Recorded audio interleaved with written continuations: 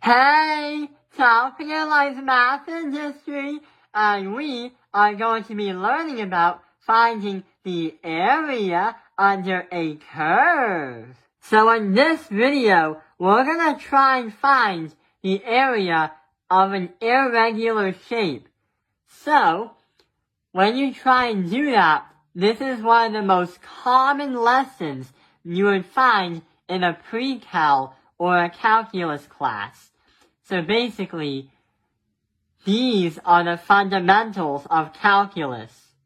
So what we're gonna do is try to find the area of this shape shown right here.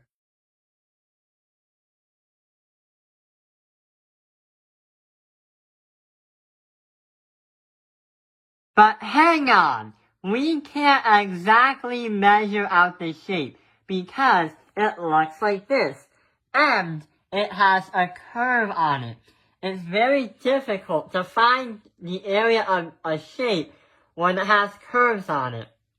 If we try to compare with other kinds of shapes, like squares, rectangles, and circles, it's gonna be different because these shapes have formulas that are fixed, like a equals base times height, that is a square, or pi r squared, that is a circle, or base times height divided by 2 is the area of a triangle. The problem is, what's the formula for this? Well, you can't really find one because it's really hard to calculate, and if you grab a ruler, it's really hard to even measure. What we could do to solve the problem is, even though we have a curved line right here and a shape right here, why don't we put in lines or rectangles to fill it in, and then we can calculate each of every rectangle and see what the sum of inside here is, the sum of the area. That makes our answer a little bit more accurate, but not 100% accurate. If we wanted to make our answer even more accurate, we have to add more rectangles and make them a lot more smaller. Basically, pixels in a video game. But it's still not 100% accurate because it's still curved, and you can never ever have it 100% accurate by putting in more rectangles or pixels. But, however, when we find the area of a curve in the calculus field, it will bring us to a perfect 100%. So we can use a formula that we're going to use to perfectly and accurately measure this shape right here without having to add any pixels. To a correlation and to understand this more, if you ever played Super Mario in the 1980s, Mario doesn't look like a human. He looks more like a pixel because in the 1980s, video games literally just came out.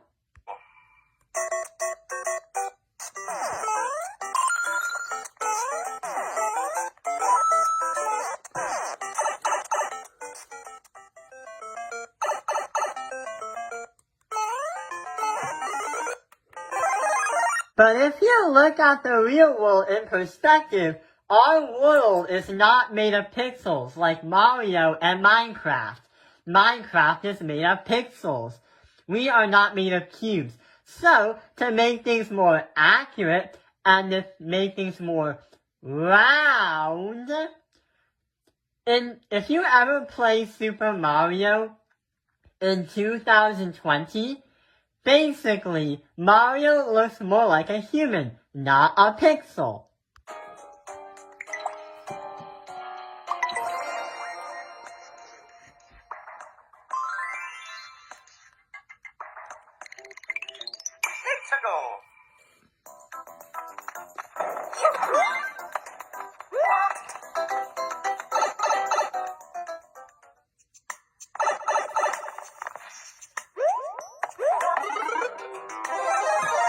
That can show us that the more pixels we add, the more accurate our answer becomes, and the more accurate the figure right here looks more rounded.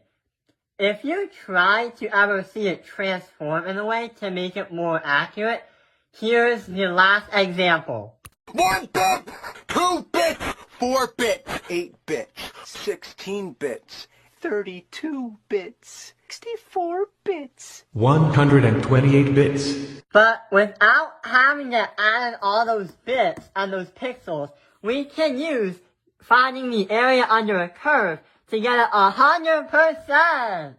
So let's get started. To find the area under a curve of an irregular shape, there is a formula we're going to follow.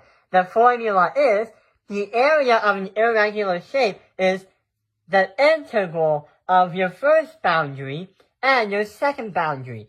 Then you have to find the function of x or whatever you're trying to calculate and then find the derivative.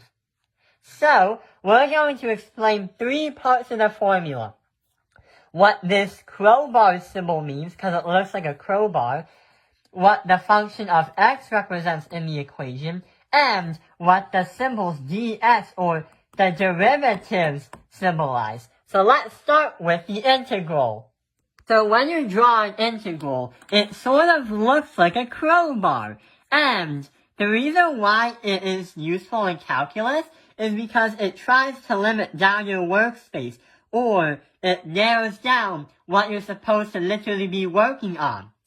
When we place the numbers 1 and 4, 1 on the bottom, 4 on the top, that is saying, okay, what you are trying to calculate must be in between the points 1 and 4 on the x-axis. Here's an example. By using the symbol the integral, it's saying that here is our first boundary, do not cross the line, and here is our second boundary, do not cross the line. And you must calculate the area inside here. You can't go out of it or you'll be breaking the boundaries. So the integral is basically saying, okay, this is your workspace.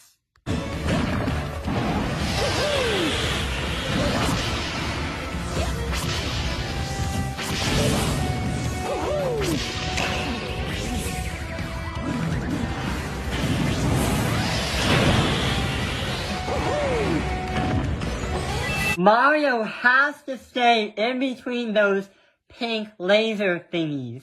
So let's look at the second part.